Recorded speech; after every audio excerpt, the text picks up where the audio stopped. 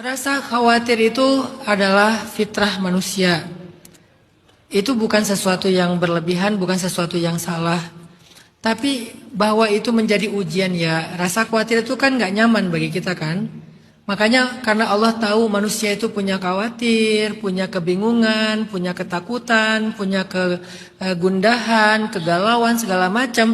Allah menyiapkan obat buat kita. Jadi nggak apa-apa dengan khawatirnya, tapi harus tahu obatnya. Nggak apa-apa sakit kepala, tapi tahu obatnya. Nggak apa-apa ngantuk, tapi tahu gimana cara kalau kita ngantuk. Nggak apa-apa kita lapar, tapi kita tahu mau makan apa. Jadi nggak apa-apa dengan segala macam kekurangan dalam hidup, tapi kita tahu gimana menyelesaikannya. Begitu juga rasa khawatir.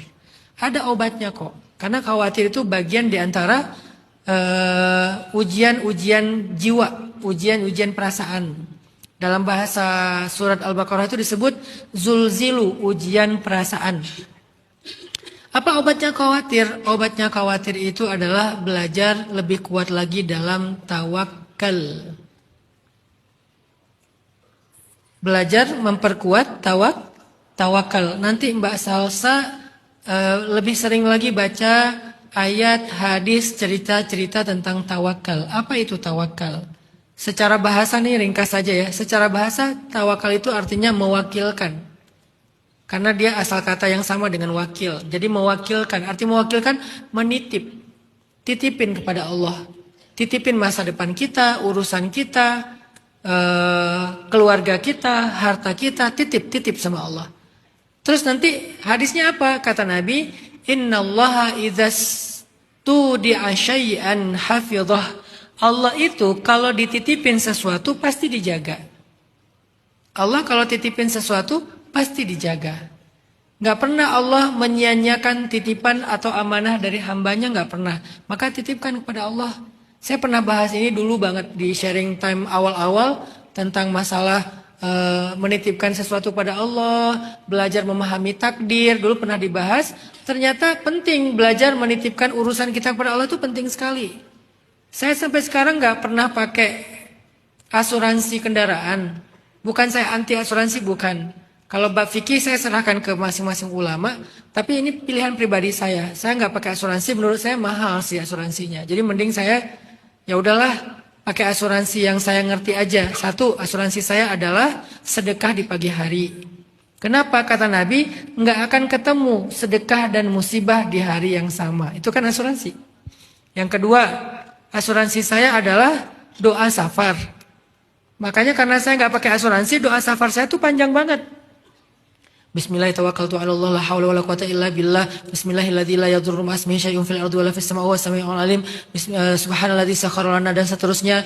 Bismillahirrahmanirrahim dan seterusnya. Astagfirullah 33 kali. Panjang kenapa? Karena saya nggak ada asuransi. Jangan sampai ada apa-apa di jalan, nggak sanggup bayar ya. Jadi asuransinya asuransi langit. Nah itu namanya menitipkan. Pengalaman saya menitipkan perjalanan saya kepada Allah, itu saya nggak pernah kecewa. Emang Ustaz nggak pernah kecelakaan? Pernah. Tapi kalau saya nggak nitipin, jangan-jangan kecelakaannya lebih merugikan lagi. Bahkan kecelakaan itu bukan merugikan, menguntungkan bagi saya. Kenapa? Gara-gara asbab kecelakaan itu saya dapat beberapa kebaikan setelahnya. Saya pernah ditabrak mobil dari belakang, habis di bengkel 600.000. Orangnya kan lari ya. Saya nggak kejar, padahal teman-teman waktu itu di mobil itu banyak teman-teman petarung. Anak-anak yang biasa tarung di One Pride, segala macam. Jadi mereka bilang, kejar Ustaz. Nggak usah, saya bilang. Pas saya sampai di rest area, saya lihat agak penyok. Disitulah saya menyesal, harusnya saya kejar ya tadi ya. Jadi saya nggak sesoleh itu. Udah gitu, saya benerin mobilnya habis 600.000. Ternyata nggak lama kemudian, saya dapat hadiah speaker mobil, dipasang di mobil saya, seharga 30 juta.